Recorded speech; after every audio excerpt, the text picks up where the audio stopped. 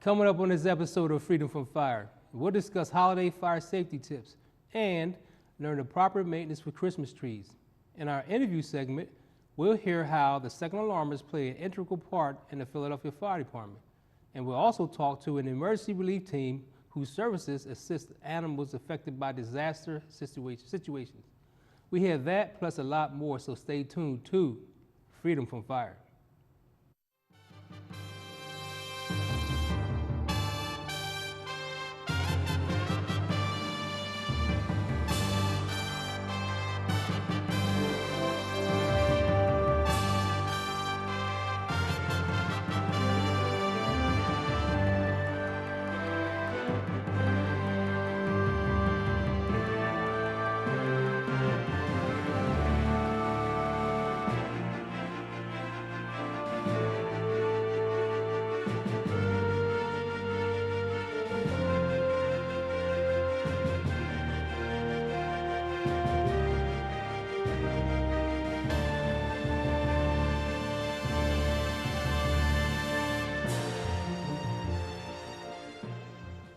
Hello, and welcome to another episode of Freedom from Fire. I'm your host, Fire Commissioner Derrick Sawyer. Here at Freedom from Fire, we aim to improve your quality of life by giving you fire and life safety information. We also introduce you to our local safety partners. On today's episode, we're going to learn the vital role of the Philadelphia Second Alarmers. Joining us to discuss this topic is Chief Greg Masi. Later in the show, we'll also talk to Jen Leary, founder of the Philadelphia Red Paw Emergency Relief Team. We'll learn more on how her group supports the mission in providing relief and recovery for displaced pets, free of charge. She'll also discuss the program's main objectives and provide us with a brief history. But before we get to our guests, I want to talk to you about holiday fire safety. Home fires occur more frequently during the winter months, and tragically, lives are lost in fires directly related to the holiday season. Here are some safety tips. Check all electrical cords and connections for wear. Never overload extension cords or power strips. Never use an oven to heat your home. Make sure artificial decorations are labeled flame resistant or non-combustible. Don't allow trees to block stairs or exits. Only use indoor lights indoors and outdoor lights outdoors. Look for the UL label. Check lights for broken or cracked sockets, frayed or bare wires, and loose connections. Replace or repair any damaged light sets. If you use space heaters, make sure the heaters have an automatic shut-off, so if it tips over, it shuts off. Plug portable heaters directly into outlets and never into an extension cord or power strip. Keep tree trimmings and decorations away from heat sources. Turn space heaters off when you go to bed or leave the room. Only use portable heaters that have been tested from an established and reputable testing laboratory. Avoid using electrical space heaters in bathrooms or other areas where they may come into contact with water. When it comes to using candles, don't use candles near decorations in your home. Avoid placing candles near drapes or curtains or any potentially flammable item. Put the flame out before you go to sleep and leave your home. Keep candles out of reach of children. Place candles in a safe base to prevent tipping over. Do not leave candles burning in unoccupied rooms. As I always stress, you should make sure that every level of your home has a working 10-year lithium battery powered smoke alarm. And remember to plan and practice a home fire drill and escape plan with your family. As we tape this show, Christmas is just a couple of weeks away. Did you know that December, 72% of structural fires occur in residential buildings? The use of traditional adornments such as Christmas trees and decorations provide additional points of ignition that increase the incidence of holiday fires. An estimated 129,000 fires in December account for 415 deaths and over 1,600 injuries. If you're thinking of purchasing a live Christmas tree, make sure you cut off about 2 inches off the trunk. Put the tree in a sturdy, water-holding stand, and keep that stand filled with water so the tree does not dry out quickly. Display your tree away from fireplaces, radiators, and other heat sources. Turn off all lights on the tree and decorations when you go to bed or if you leave the house. Unplug extension cords when not in use. Check the water level daily. Add more water if needed. Some tree stands only hold a small amount of water, so be certain to fill the tree stand every day. Keep portable heaters away from your live trees. Take your tree down as soon as the needles start to fall off. And lastly, if you use an artificial tree, choose one that is tested and labeled as fire resistant. Artificial trees with built-in electrical systems should have the Underwriters Laboratory or UL label on it. We want you to stay safe as the weather gets colder, and that includes when you're out on the road. Our LaSalle reporters asked people on the university's campus what they knew about the dangers of driving during winter conditions. Let's take a look, and you can test what you know as well. Fire, and who are we talking with today? Helen Stars. Helen, are you ready to learn about winter safety driving tips? Sure. Okay, first question. What are the 3 P's of safe winter driving? I have no idea. Protect, like yourself and others, I guess, around you. Prepare, and protocol. Slow, driving slowly. I don't know. Practice. I don't know. Parallel park correctly? Well, you should do that, but it's prepare for the trip, protect yourself, and prevent crashes on the road. What is black ice? Black ice. Ice that you can't see. It's ice that you can't see because it's black. It's like the ice you can't really see, but it's underneath and it's kind of slippery. It's the dangerous ice that you don't see. You usually don't see on the ground when it's very cold.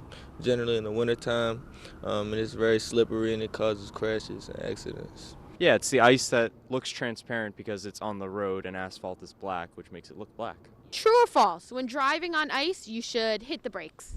No. It's just gonna make you slide. False. False? True, aren't you supposed to, like, pump them? False. False. That's true. You should not hit the brakes because that actually might cause a crash. Yeah.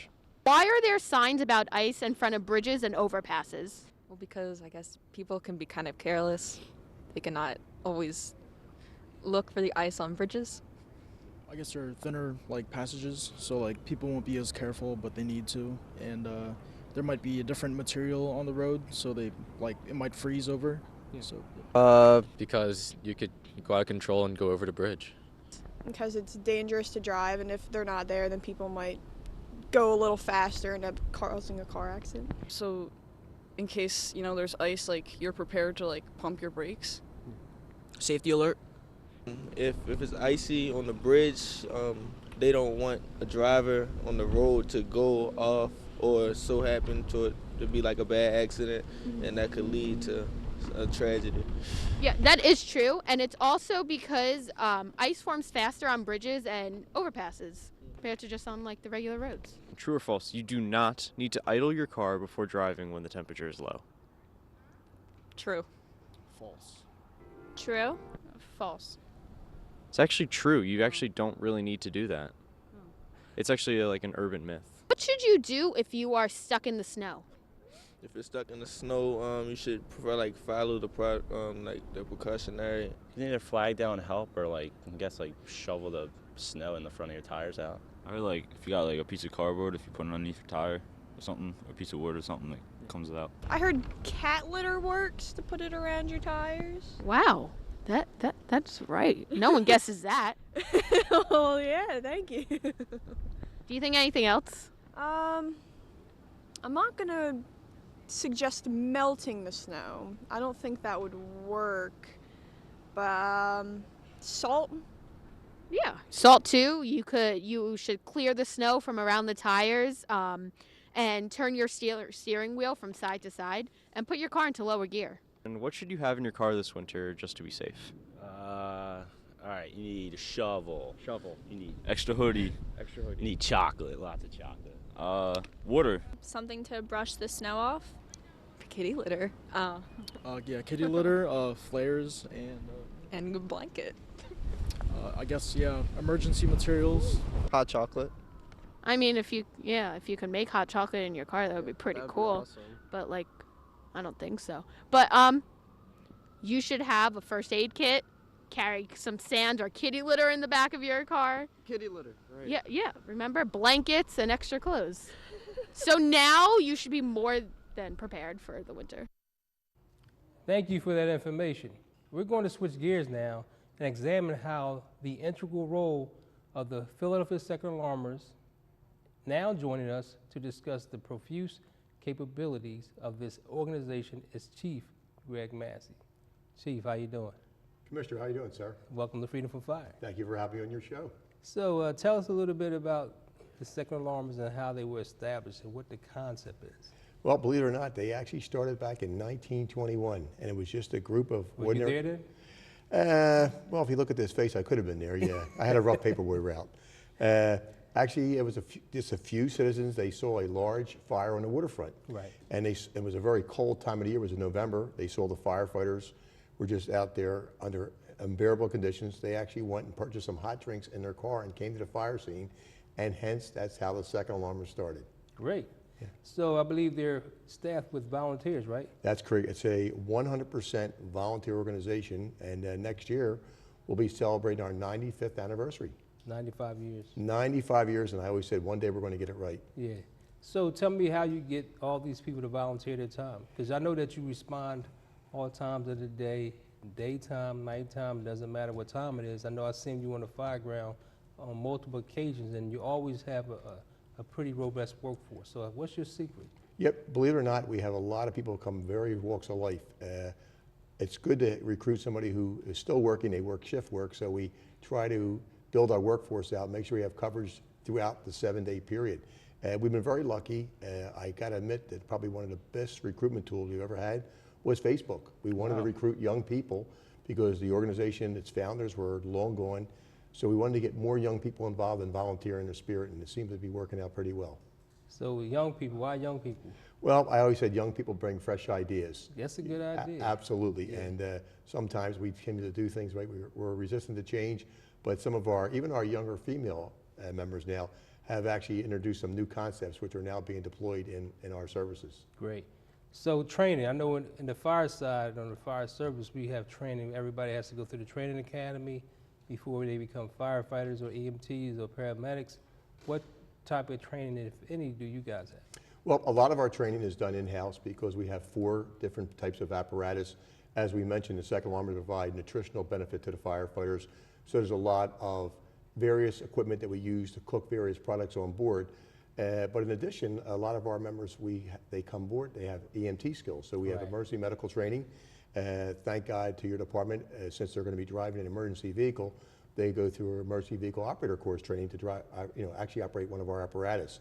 So there's always ongoing training, and probably the newest concept, which was instituted this past year with, without your standing behind it, was now we have the self-contained breathing apparatus. So now our members are now trained on how to operate that and what to look for when it has to be replaced. So it's mostly in-house training, but the department has really supplemented us throughout the years. So how long have you been the chief of Second Alarmers? I actually became the chief in 2001. It was an unfortunate time. One of our past chief was suffering an illness. It was right during 9/11, believe it or not, and they asked me to step in just as an interim until they could find somebody, and that was a long time ago, and I'm still here, so we're still looking for somebody yet. So much for the interim title, right? Yeah, for the interim time, yes. So since you've been here since 2001, take us through that process and tell us what the difference now is from 2001. So when you first started, you had a system in place, and I know just from watching you work that you've taken the time to improve that system and process. So take us through the steps a little bit of then compared to now. Sure, because I know there's some advancements also. Right? Absolutely. One of the things what we looked at when you look at the word Second Alarmers, when this mission statement was created, the organization was going to respond to 2 alarm fires or greater. But when I came in, we looked at a lot of the 1 alarm fires, what we call the all hands boxes. There's a lot of ways that we could deliver our services.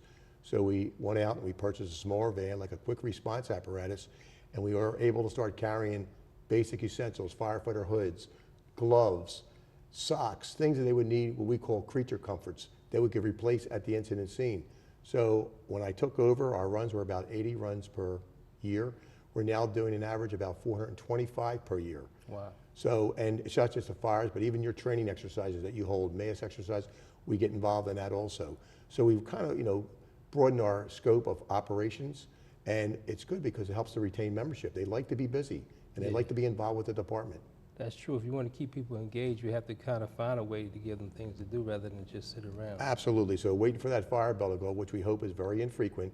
There's a lot of other ways that we provide, even city services, the Philadelphia Marathon, the Mummers Parade, various things that we're able to provide that essential product to our first responders that have to work those details.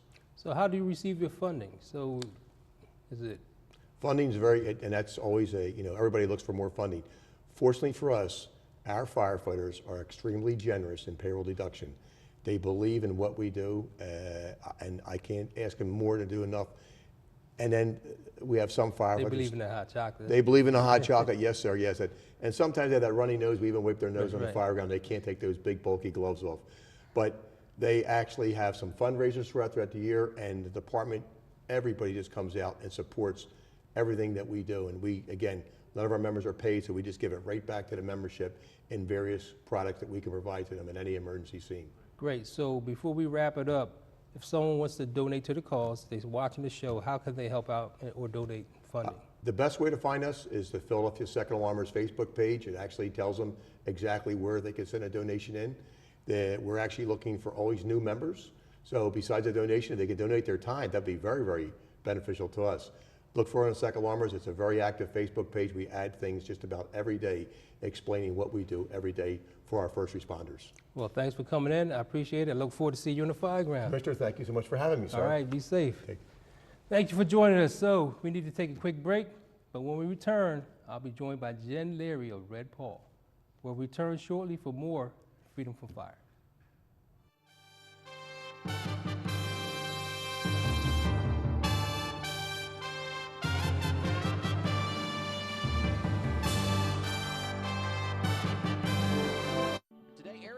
Behind the wheel in that 43 car. We all have a role to play here at Richard Petty Motorsports.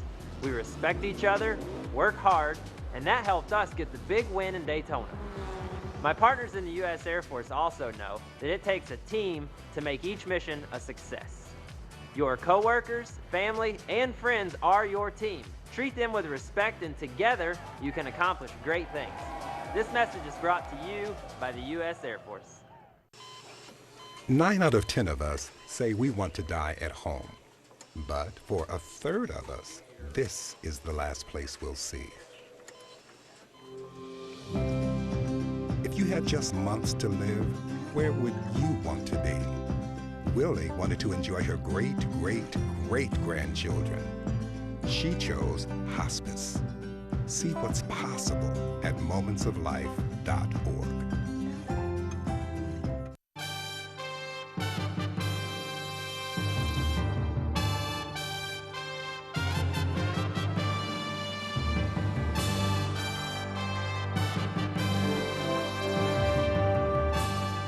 Welcome back to Freedom from Fire. I'm your host, Fire Commissioner Derrick Sawyer. I would now like to highlight an organization that does an exceptional job in serving the needs of our citizens. Now joining us is Jen Leary, founder of the Red Paul Emergency Relief Team. Welcome to Freedom from Fire. Commissioner, thanks for having me. So how you been? I've been good. Good. Busy but good. Busy but good? Yep. So you were once a firefighter, retired, I was, right? Yep, out of Engine 20. So do you miss it? I miss it so much. So when you coming back? Is that an invitation? Ah, might be. Yeah, I miss it a lot, but you know, what I'm doing with Red Paul kind of fills that void for me. So tell us about Red Paul. So we are an emergency response organization. We provide emergency assistance to families who have had pets in residential disasters. Anything that the fire department responds to, fires, building collapse, gas leaks, explosions. If there's pets involved, we'll respond and provide emergency assistance. Emergency vet care, emergency shelter, if the pets are missing or trapped in the building. We have specialized volunteers that can go in and search for them and bring them out. How long has Red Paul been around? We've been around for 4.5 years, since That's not July 2011. Great. So other than pets, the other services you provide? So we do a lot of, when we're not responding to fires, Right. We do a lot of outreach in the community. We do like fire safety outreach with the fire department and the Red Cross. We do a lot of preparedness seminars and talks in the community. As far as what we do for the families that we help, after the emergency response part of the process is over, we take in the animals and we provide medical care for them. We'll get them treated for any injuries that they sustained on scene. After that, we'll do wellness checks. We'll provide them with vaccinations. We'll get them spayed and neutered if they need it. Anything that we can do to help the family help their pets while they're trying to focus on rebuilding and recovery, we'll do for the family for free. Great. So you have volunteers also, right? We do. We are volunteer-based, yes. How many volunteers do you have? We have 500 volunteers in our database. Wow.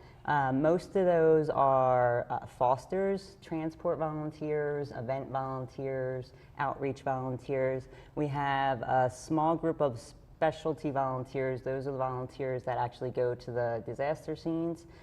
So they either need to have some sort of emergency response background like firefighting, or we have some active and retired military, some active and retired police, EMTs, medics, that kind of stuff. Something that gives them qualifications to be on a disaster scene. Right. So other than those that emergency response background, are there any other qualifications that are required? To be a responder on scene, just to donate for Red Paul, volunteer for Red Paul. We have an orientation process that they have to go through. It's like just a quick overview of the organization and what we do, and then we have our own Responder 1 and Responder 2 training that we provide to our volunteers who want to be on scene. And then just general, we're always trying to think of fresh and new ideas to keep the volunteers engaged. It's like every volunteer orientation, it can be a feat sometimes, but you know, we like to make sure that our volunteers are prepared and they're going out and representing the organization the right way. So funding, let's talk about, you're a nonprofit organization, right? We are a nonprofit, yes. So if someone is interested in helping your organization, how could they donate? Donations are key. A lot of what we do is we provide emergency medical care for pets that have been involved in fires. And so smoke inhalation, burns, that kind of stuff can get costly quick. And so probably 80% of our funding, money that we bring in, goes to emergency medical care.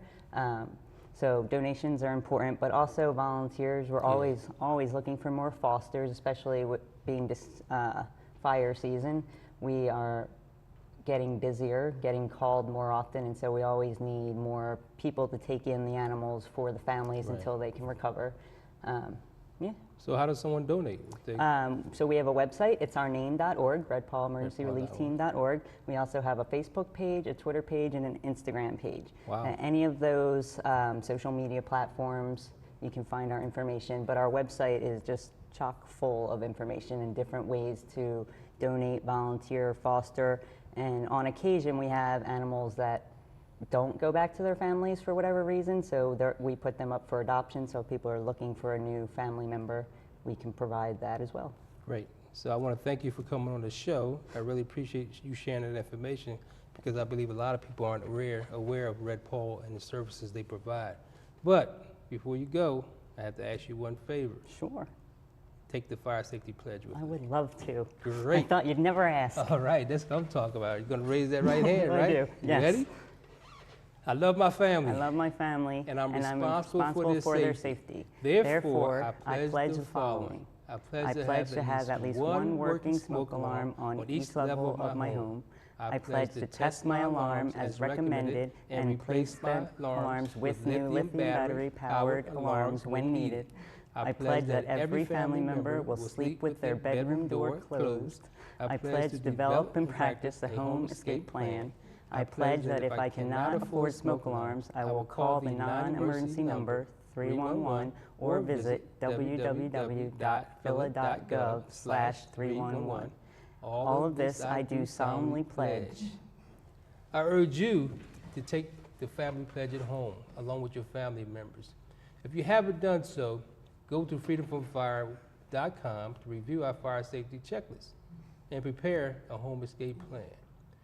Also note that December has the most fire incidents caused by children playing with candles and are the other heat sources. So you can prevent fire or these kind of fires by contacting or following our local ordinances and common fire safety procedures related to cooking, candles, and uses of outdoor decorations.